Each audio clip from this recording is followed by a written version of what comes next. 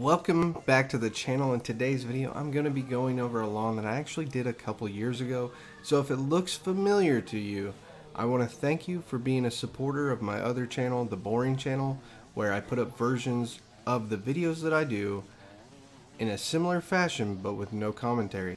Now if you're new to the channel, I want to go ahead and prepare you for what's coming up. So I'm going to be talking about some of the stuff that's going on in the lawn, but commentary that I did today, I talk about a lot of factors to success that I've found myself using that were highly beneficial for me, and I hope that they inspire you, create some inner thought today, and allow you to take what you like to do and actually bring it to a point where you can achieve it. Also, if you're new, one of the things I used to do on this channel a long time ago is I did these intros that I really enjoyed. They're off the wall, they have nothing to do with the video, but it's something I enjoyed doing, and it's something I'm going to bring back to the channel. So just to prepare you for that, it's going to get a little weird as I progress into them. Travis, I have to do an intro. Speak for them. That's right, my little minion. You and I shall take over the world. Phase 1, we train you to be my general. Phase 2, Mommy and I make more siblings. Then, we unleash them on the world, one city at a time. What do you mean that won't work? First off, let's talk about some of this. I love the point of view shot here, but I also dislike it. Let me know in the comments how you feel about it. I really love that you're able to see what's going on, but also the camera moves more, and because it moves more, it tends to be kind of nauseating. So when I use these point of view shots, I don't use them a whole lot. I've done a whole project like that, and it was so just rough that I didn't want to put it out. Now, you'll notice on the trimmer, I don't use a guard on the head of the trimmer, and the reason being is that if you do use a guard on the head of the trimmer, one thing that it's going to do is just cut the string down to the correct length so that you don't put the extra wear and tear on your equipment. However, I'm using prosumer commercial grade equipment. I would say it's commercial grade. I put some abuse on it, and it's handled very well. I believe I'm still running that trimmer, by the way, and that's been several years now. It's been run over and all sorts of stuff since then, but it's still going. My point, though, is a lot of people say when you take the guard off, it will cause issues like burning out the head of the unit and stuff like that. And the cool thing about this machine is that the power head's still running. Now, the weed eater attachment, I've replaced that probably 2 or 3 times. I don't know. So it does put a lot of wear and tear on that. But because this unit accepts attachments and I can pull the weed eater head off of it and replace that, I'm not too concerned about it. It's a fairly inexpensive part, and my point of view is if I get a full season out of that, that's pretty good. And if I get a full season out of the power head, I feel pretty good about that. Although, like I said, the last 4 years if you maintain them correctly. Now myself, I'll chuck that thing off the roof to prove to you guys how well it works, and I've been told that I have become known as the guy that throws his tools. Now I'm going to tell you, I'm going to give you a little backstory on that. That actually started because a buddy of mine, Jason with Jay's Crazy Cuts down in Louisiana, great people by the way, him and his wife, Christine, they've been a long time viewer of the channel, and Jason and Christine were actually the first people that recognized me from the channel when I was out of my own home city. And that was really, really cool. It was, I only had like 600 subscribers, but they walked up to me and they're like, "Whoa, you're the Juggernaut."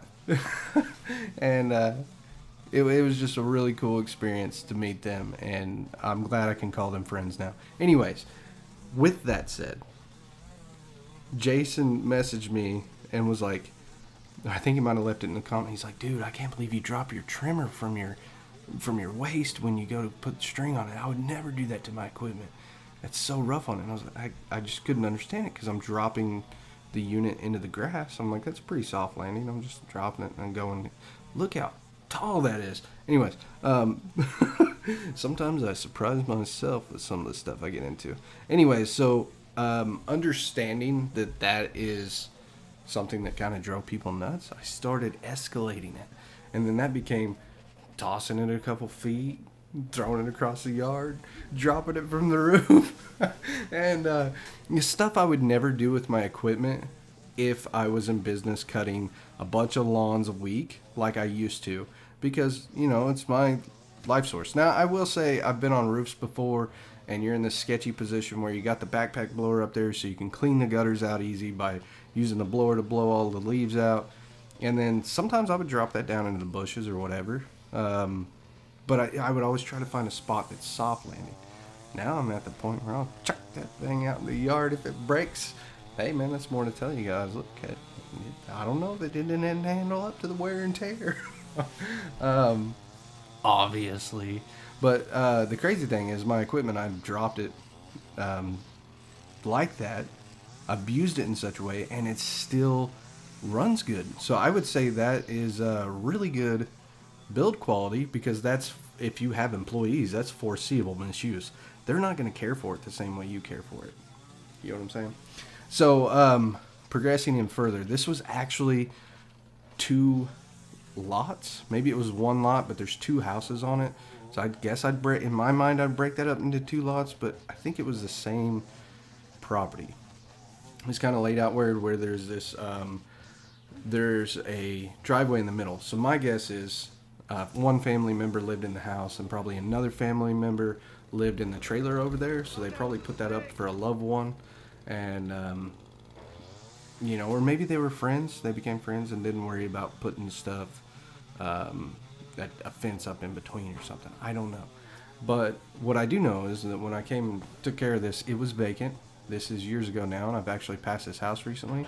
It has been cut, but it did get tall again. I could tell it got tall, and I don't know if it's AC. I don't think anybody's living there still, so it's still vacant. The Freon pipes. That is what it is. Oh, I'm showing this. So the copper lines have been cut on the AC unit. And the weird thing is, like, I think I'm saying this exact same thing in the video right now. The weird thing is, I've actually heard of people cutting copper lines and using the coolant inside to get high. That's kind of a really weird thing to me, but I've got a buddy that does apartment complexes. He mows apartment complexes. And they had some damage to air conditioning units, and it wasn't him or his team that came out to service the property, but what it came down to was people were cutting those lines to get high, and so they caught it all on cameras. Yeah, it's kind of nuts. So, man, look at that. There's all sorts of trash on here. There's looks to be a sidewalk there that's completely covered up, so I'm sure I'll uncover that and edge it here in a minute. I found some weed eater string. Gotta love that. When you're cutting through these yards and you're trimming, the worst thing is hitting like string or fishing line, yarn, which I think happened on this property too. Stuff that gets bound up around the head of the trimmer, because the trimmer head's spinning, you know. So string and even plants will get clogged up in there quite a bit. Now, if you do have the guard on, that won't happen as much, but the problem with having the guard on is that you can't actually cut a larger area. So that's a big, I think I talked about earlier, I took the guard off, but I didn't explain to you why I take it off. And it's because, one, I'm able to fit into tighter places. I can pop the string out a little further, and the unit handles it just fine being a little further, so I'm able to cut it quite a bit. I actually use less string like that, because when you pop the string out, yep, there's that yarn. When I pop the string out, and you have the guard on, it's got a little metal piece on there to cut it at the right length. Well, if you're not in tune with your equipment, not listening to it, you'll actually cut several inches off of the string at a time when you pop the string out. Versus when I do it like this, I listen to the RPM of the unit. Think about it like shifting a car. I know a lot of my viewers can probably relate with driving an automatic and driving a standard. They probably grew up driving a standard. And so you listen to the RPMs of the unit just like you would listen to the car and know when to shift. So I'm listening to the RPMs on the unit and know when to pop more string out, when to shave string off. So you can twist it back into the head, but what I oftentimes do is actually use the concrete to grind down a little bit. And so I'll just hover it over the concrete and it'll shave off a little bit. So I want to go ahead and take this moment. I do have people that ask me, by the way, if I talk the entire time on my channel. And I want to tell you, if you are new to the channel, the only thing that I can tell you about that is it's very inconsistent. Sometimes I do, sometimes I don't. Sometimes I got a lot to say, sometimes I don't. Sometimes I put in voiceovers and commentary from things that inspire me. And you'll see that more. If I don't talk in the video, you'll see that more when I feel like I don't have anything inspiring or helpful to say to you. So I'll take something that I felt was beneficial to me and I'll put it on my channel, whether it's a motivational speech or a sermon or something like that. And then I get a lot of people that are like, keep church out of your channel. That's for Sunday. No, if you're a believer and you're open about it, really you want to share that information, that positivity. You want to share the good news as it's shared in the Bible. You want to share that to as many people as you possibly can, and it doesn't matter what day it is, because the thing is, that information might save their life. It might change their life for the better. And so through my videos, I don't know what day you're going to watch it. Maybe I put up a video on Sunday and that could be the day I do the sermons. I don't know what day you're going to watch it though. So if I put it up on a Sunday and you watch it on 3 months from now on a Tuesday, are you going to be upset with me? I don't know. Some people just get angry hearing stuff. And in the Bible it talks about that and it says that they have a hard heart. Now, what I'm going to tell you is that if you don't want to believe in that, that's totally fine with me. But understand, I've got the freedom to talk about it, and I'd like to talk about it. Just like I would like to talk about positivity, motivation, and the same things. We take inspiration from all sorts of different people. And I even talk about people where I may not even agree with everything that they say. I use speeches from people where I may not agree with everything that they believe behind the scenes, where you actually look into them. You know, one of the people I've talked about in a recent video was Grant Cardone, and people are like, oh, he's a Scientologist, and he's da-da-da-da-da-da. I don't care.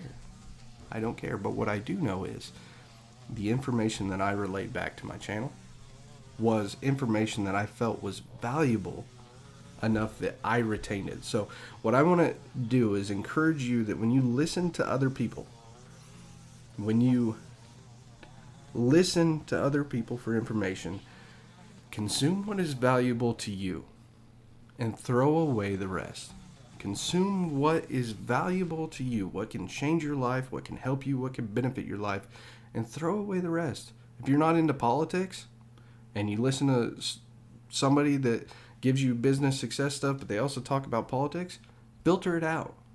One of the keys to success in your life is going to be able to consume as much information as possible that is relevant to where you want to grow in your life. It doesn't matter what topic it is. It could be business, it could be financial, it could be spiritual, it could be relationship advice, whatever it is.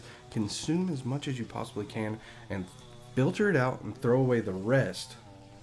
And that right there is the beginnings of somebody that is willing to change their life for the better. So the other thing I would suggest to you, let's go ahead and go through some of the ones I wrote down. I didn't write that one down, but that's a good one. Filter out the trash. Get rid of it. If you've got friends that are coming over to your house, talking to you, and just dumping their mental garbage on you, and you consume it, throw it away. Throw it away. You wouldn't let them come bring their trash from their house into your house. Your mind is it's your temple, it's your house. Don't let them bring their trash to you. Throw it away. I've cut people out of my life because of this type of stuff. Cut them out like cancer. You're too negative. I love you. You're a friend. But for this moment, we can't talk. And you don't have to tell them that. You can just do it. That's the beautiful thing about it. You are... I don't know. I don't want to paraphrase, but at the same time, you know, they say that you are built. What is it? If you take the closest 5 friends around you, you can tell who somebody is because of the closest 5 friends. So you are who you hang out with. If you want to be a better person and you don't have inspiring, motivational people around you, start listening to good podcasts. Start listening to books. Get Audible and listen to it while you're working. If you have a mundane job or you're cutting lawns or, you know, cleaning houses or whatever it is, and you can listen to audio books, put the headphones in one ear, put them in both ears. Listen to people that have been successful in whatever area you want to grow. So, once you know where you want to go, You kind of have a vision, a loose vision. You need to build some goals. You need to build not just the goals, because people stop at goals and they're like, well, I made this vision board, I got this stuff, but I have never met these goals. Well, you need to break those goals down and make a plan. And once you make a plan, you have these key performance indicators. You can go, okay, this is where I'd like to be, and then you can reverse engineer. What's it going to take to get there? How do I get to go from 0 to this point and get to the spot I'd like to be? How can I meet that goal? And so that's where you build the plan. That's the part that you never hear anybody talk about. They're like, you need to do goals, you need to write them down and look at them every day. All that stuff is great, but you need to break them down, build a plan so you have a clear roadmap to get there. And then once you kind of have that, and I would say sometimes that's not the best way to start. It's a great way to start, but some people get caught in this trap of, in business they would call it a wantrepreneur, or somebody that wants to do something but they're not. They get caught in the trap of playing business versus being in business, and that can happen in any goal that you have in your life. You can write them down, you can do all this stuff, get excited about it, but never follow through. So you definitely want to follow through. You want to make sure that once you have that plan, you have some consistency. And if you're not the person, like I wasn't, if you're not the person that knows how to do goals, knows how to build a plan at first, you need to be the person that is willing to jump off the cliff and build the airplane on the way down. Okay, that's not my quote, by the way. But you need to be willing to jump off of the cliff and build the airplane on the way down. And your willingness to jump is the most valuable asset you can have as an entrepreneur, as somebody that is wanting to progress and get better in an area of their life. So I would just say, if you are that type of person, own it. It's okay. And it kind of jumps me into the next thing, which is acceptance of failure. You're going to fail whether you have a clear plan and goals and everything set out with strategies. You're going to fail in one way or another. And so you have to accept your failures, accept that there's going to be adversity, accept that it's going to be difficult from time to time. You know, when I started my business journey, my first business was actually an aquarium business where I cleaned and maintained aquarium, as well as I got to build some custom aquariums, and I really loved it. But what I found out is as I started to advertise, I had to be willing to adjust. Oh, there's some cats here on the lawn. Oh, look close, there he is. Okay, anyways, I had to be willing to adjust, okay? I had this business, and I was starting to advertise for it, and then I put it out to market, tried advertising for it, and then I took the information that I got back. I was willing to analyze the data. Well, I don't have many jobs coming in. Is it advertising? Is it this? Is it that? Could I have grown a large aquarium business where I'm cleaning and maintaining aquariums? Yes. But then I started analyzing the market. It would have been a very difficult one for me to start, and it would have been very slow on growth. And one of the key components is oftentimes people that own aquariums in the area that I live, they are hobbyists, which means they enjoy the side of cleaning the aquariums. They enjoy picking out fish. They enjoy doing the custom builds that they do for themselves. They get a little here and there, and it's their hobby. But I started looking around because we had this ice storm, and I started cleaning up these tree limbs from the ice storm so that I could stay busy. Let me shut that air conditioner off. Hey, this is real stuff, man. I'm doing it in real time, no editing. Here we go. You get what you get. I got a mobile AC that I keep in this room because the computers put off so much heat, and I got to keep them cool. We're getting off point. What I found is that with the lawn service, everybody has a lawn. And not everybody is a lawn care hobbyist. Not everybody wants to cut their own lawn. Not everybody is capable. So it was a business with a low barrier to entry that I could put to market, figure out how to get clients, gain enough clients that I could get consistent revenue to where I was able to take care of my family. And I said, but that solves my problem. Now I just need to figure out the rest. So I got into business. I started making it happen. I didn't have everything together. I didn't know how to start a business. I didn't know any of that. But I figured it out as I went. I assembled the plane on the way down from jumping off the cliff, And as I progressed and I got more to year 3, about 3's when everything started coming together for me, then I started realizing, oh, I need to have some goals. I need to have, other than just the gross revenue. I'm like, well, if I can do this much a month, that'll mean I have this much, but I wasn't understanding expenses. So I'm like, if I make X amount of money, then I'm good. That's pretty close to what I made when I was at a factory job. No, it doesn't work that way. There's a lot of expenses in business, and if you want to grow, there's much more expenses in business because you're going to have different equipment. You're going to have labor and different things that are going on. There's just a lot that goes into it, okay? So, acceptance of failure, acceptance that there's going to be adversity in your life, there's going to be trials, there's going to be hardships, there's going to be failures that you learn from. Willingness to adjust. I went from cleaning aquariums to mowing and cleaning lawns. And then, so it's kind of this, take your shot, fire. Then you aim, you adjust, you go, oh, I missed the target. Then you aim, shoot. Go, okay, it hit here, there, whatever. You're going to analyze your failures. I didn't hit dead center on that target, so I'm going to analyze my failures, readjust, and then I'm going to shoot again so I can hit my target. Got babies in the background. That's my little baby boy, Travis. He just turned a year old, by the way. I can hear him laughing out there. He's probably playing with his mom, crawling around or something. He's starting to move a lot. Just started walking, by the way. He's walking with the assistance of a little walker. It's amazing. Now, here's another thing I want to say. I want to tell you, you've probably heard this one before, that fortune favors the bold. Okay? Fortune favors the bold. If you're willing to go out there and put yourself out there, success is going to happen. It's just going to happen. If you're willing to accept your failures and adversity and keep adjusting, keep going, success will absolutely happen, but you have to keep pushing through it. So fortune favors the bold. When I started cutting lawns, everybody's like, oh, that's cool, you got a lawn care business. So then I started doing well in the lawn care business, and they're like, that's cool, you got a lawn care business? This said the same thing, but they say it with a different tone and different meaning. Then when I started doing videos, I was like, that's cool, you got a YouTube channel? Yeah, that's a cool hobby. And then they're like, that's cool, you have a YouTube channel that's doing really well. It started changing as it progressed, and I shifted and reset my goals, and success started happening. So in the beginning, you won't have anybody that believes in you.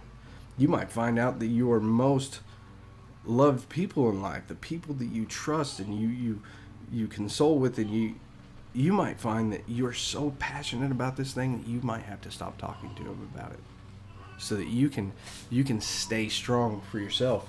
When I started cutting lawns for free on YouTube, I was really, really worried that people were going to stop watching, because I gave business tips in the beginning, and I told people you need to charge higher prices in your business. If you are maxed out and you can only service so many properties per day, and you don't want to gain employees, you don't want to deal with that, you need to charge more in your business. I was that guy. I still am that guy. I have people that talk to me, and they're like, man, I try to help these people out, and I think that's great. Be charitable. When you're doing something that's charitable, let it be charitable.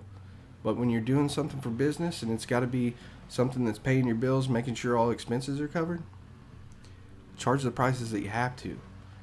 It just is what it is. The cost of everything's going up. If you're not covering your expenses, you're not able to do what you're doing. Which, by the way, the only reason I'm able to do what I do, where I give free service away so much, is that my expenses are covered through this channel. And I'm so grateful that I have that opportunity. Because for a long time when I started out, that wasn't the case.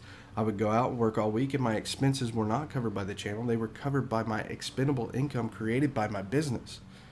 I went out on my days off and I went and cut lawns for free. And then the channel took off. And now my whole life, my entire life, I'm 100% full-time YouTuber. I haven't charged anybody in over 3 years for the services that I provide. They're all completely free to help the community out. And that is funded completely by you watching this channel, subscribing to the channel, and helping out through the cool thing is that it's a win-win-win, because it's completely free for the homeowner. It's completely free for you as a viewer. And my family's still taken care of. It's pretty amazing. God has an amazing plan that we can never, ever. Um, we just couldn't see it coming sometimes. It's a bigger picture than what we ever imagined. Now, I know that when I help people, that's great, but I think where I can offer a greater value to people is through speaking with you guys. The Lord's given me an amazing platform where I'm able to talk with people and help inspire, and I just love that. So, there's something in the yard I'm pointing out. I say, now, do I hit it? Do I hit it? Yeah, I'm going to hit it. Here it goes, here it goes. Boom. You get the point. I'm very, very appreciative that I had the opportunity to do what I do, and I consider myself one of the luckiest service providers out there that I'm able to cut year round and in multiple states and help so many people and communicate with so many people that find value in the videos from one form or another. And thank you for that opportunity. Now back on to the other stuff. I don't know who said it, but what they said was, the harder I work, the luckier I get. As you continue to strive for success in whatever area you're looking for in your life, the harder you work to achieve that, the luckier you are going to get. Success doesn't happen from luck. It happens from being a diligent doer, somebody that is willing to perform and consistently perform and put in their efforts.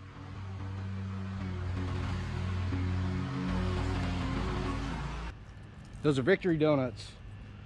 Don't be throwing a fit about it. This place is gonna look just as crazy in about a month. There's Mama Cat. What up, Mama Cat?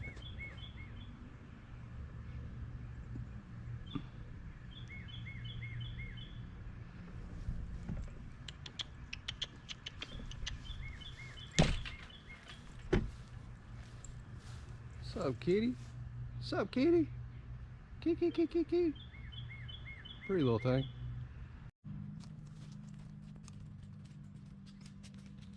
Little mad dog.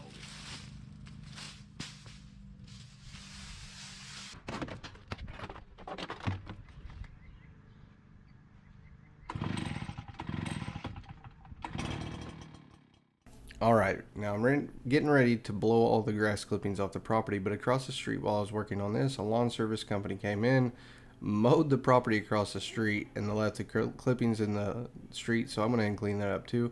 Also, that older truck there, it's cool to see it again because, obviously I've had my new rig for a little while, but that truck I actually gave away to, it's going to sound crazy, a guy that's blind in the Oklahoma City area, but he has a lawn service, and his girlfriend drives him from property to property, and he actually cuts lawns. Keep in mind, he's legally blind. He can only see about 10 feet. He can see the shapes. But, when you're looking at business, there's all sorts of different sizes of business, and you can build it to be the size that fits your needs. And for him, it's creating some expendable income so that he can take care of his family. And he has a job working and he gets a paycheck, but he does this on the side because he doesn't make a whole lot of money.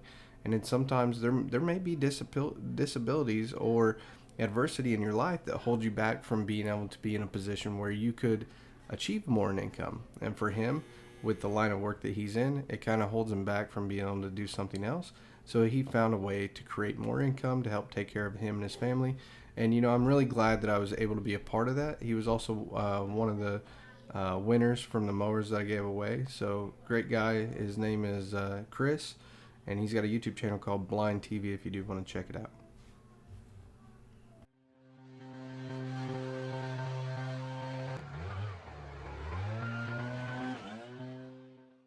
All right. I imagine at the end of the audio on the last part, people were like, is he ever going to shut up? I mean, I don't know. I might, but what I want to let you know is that there's a link in the description for the same channel on my other channel. It's not a joke when I say there's a channel called The Boring Channel. It's literally a channel I started with the boring version, no talking. But if you like that version better, that's totally cool. I don't judge you either. I find it to be useful to go to sleep. That's the model that a lot of people follow now when they do content like this, is they follow the boring channel version. And there's a lot of people doing it and having success. And And I just like to do something different on this channel. So what I'm doing here is obviously blowing debris off, and you'll notice that I'm trying to get it all off the porch. It doesn't matter if it's abandoned or vacant. I'm not going to leave it a mess. I'm getting it all away from the house, anywhere that's built up. We don't want it to be clumps of dead grass everywhere. We don't want spots where we're going to have rats and stuff building up. So I'm blowing it out and away from the porch and the house, away from the fence. There's a lot of trash in this, but there was also a burn pile on this property. So this is a township that allows burn piles. And so I don't know who's going to eventually move in or clean this place up and live in it. But what I did is I took all of the lawn debris and I put it back on that burn pile so that when it comes time, somebody can burn it off. The other thing is if they don't burn it off, all the organic matter is going to break down into soil anyways, but all the trash there eventually can be burned off. Is that the best way to handle it, the best approach? Probably not. I mean, but in my mind, it's probably pretty comparative to putting it in the landfill. And there's I don't know, you're like, well, there's greenhouse gases and different things that can cause issues. Well, you know, when you put stuff in the landfill, it doesn't break down the same. And so when it comes to like green waste material, that could be an issue. But, you know, plastics should probably go to a landfill. I don't know what to tell you. I haven't done enough research to know what's the green thing to do. Obviously, burning trash isn't the green thing to do. I'm not making fun of protecting the environment and everything either, by the way. And a lot of people think that I hate flowers. I'm getting onto that because I've noticed that comment. And there's this one guy on TikTok and Instagram that he's in Alabama, and what he does is he finds native species of wildlife plants and plants them in like prairie lands and savannas, and he's trying to regrow the natural environment. And I think that's amazing. I think that's a really cool thing. But I get tagged in it all the time. They're like, this is the guy that's mowing the stuff down. He's cutting. No, I'm not going and mowing some random prairie, dude. Like, I cut lawns like this that are in a township. It's a nuisance for the people that live in this area. Like, the neighbor on this project, when I was talking to her, this is before I was filming neighbors and stuff like that. I was always real particular. I mean, I probably have a recording of her stored on my hard drives, but I was really particular about putting that stuff out because I don't want to put anybody at risk. Like, so it's finding a balance where and when it's okay to do stuff. Like, she is a single working mother with a child that has special needs. And she said she was really concerned about this property because she's seen snakes come out of it and other wildlife that her child doesn't quite comprehend the dangers of it.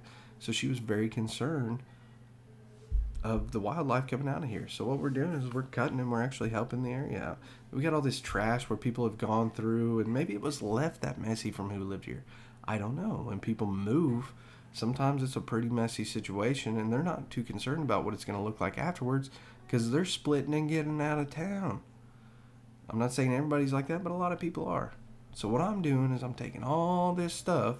It could have been somebody that went through there and ransacked the place looking for stuff that's of value. That happens a lot when houses are vacant too. You'll get people squatting, and this area is not it's not in a position where people aren't going to come squat in the house. You find that everywhere. So it was a mess, but I'm going in, and all the stuff that's loose, the plastic, the nonsense that's out in the yard underneath the carport, I'm just going to move all that to the burn pile. This stuff was so close that I just kind of dusted it under the house. It'll break down. You know, there's 3-4 foot gap there. I'm not really causing any issues there. You hear the chickens in the background. We do have chickens. We also have an attack turkey that we have. So if you come around, he's like our guard dog, but he's an attack turkey. And then we got some cows out there. So occasionally you're going to hear some stuff like that in my background in my videos. I like the chickens. They're pretty cool. I don't know what type of chickens they are, but they got these little boots on them. You know, all these feathers towards the bottom. We got some little bannies, too. They're tiny. So we got a hen there, and we got a little rooster. He's a cocky little guy. He wants to puff up to you. I'm getting off point here. Anyways, here's the trash that I'm putting in this pile. It's going to be later burnt down by somebody else, not myself, because obviously I don't want to put myself at the liability of coming in and burning this, and then I have to worry about if the house burns down, I have to replace it. I'm not going to do that.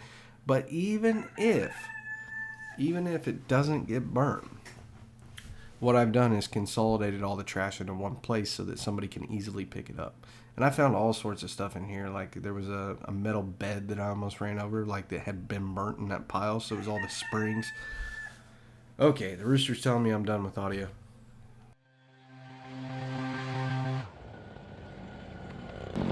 Much better.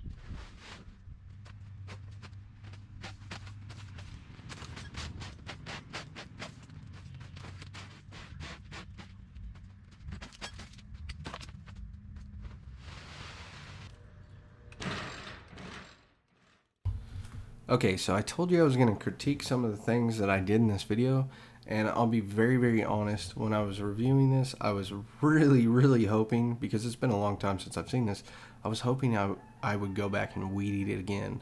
So I weed eated, mowed, and I'm weed eating again to get everything flush and nice. And you'll notice when I'm going down the chain link, I'm actually going to flip it up, vertical, and go along the chain link, cut everything close to the fence. And then that cleans up stuff that's starting to grow through the fence. So really nice to see that. I'm happy I did that.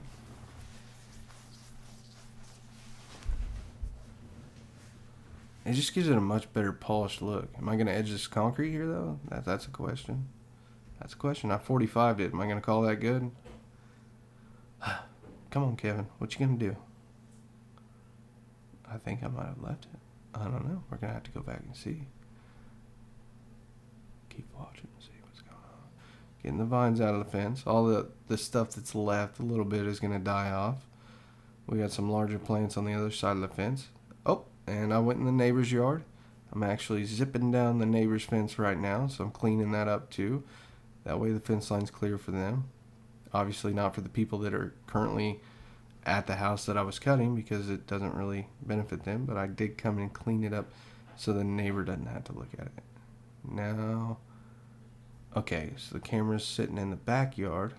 I'm out by the truck. I think I'm getting ready to do some edging. Now, I like to use the string trimmer for edging, but I also like to use a metal edger. It depends on how far out the lawn is, how overgrown the edges are. So right now I'm weed eating some of the excess. Now I'm going to edge. And I'll go back and edge that part that I missed, I'm sure. So there's a huge debate online on if edging with a string trimmer is okay and what's the best for this and that you should never edge with a string trimmer. Here's how it works. Edging with a string trimmer is something that takes a lot of diligence and time and learning, and there's a learning curve. It takes a lot of time to get really, really good at it. But when you do, you can go forwards, backwards, side to side. You can weed eat and edge at the same time. And so the metal edging, when you're doing lawns consistently, the metal edging is really more or less just the metal edging blade that you can have is really more for when you have employees that are new and you want to give them something so they can learn real quick, or if you're trying to reestablish the edge. Posted yet? That's it. All right. I hope you guys enjoyed it. Here's some before and after shots. I'll see you in the next one.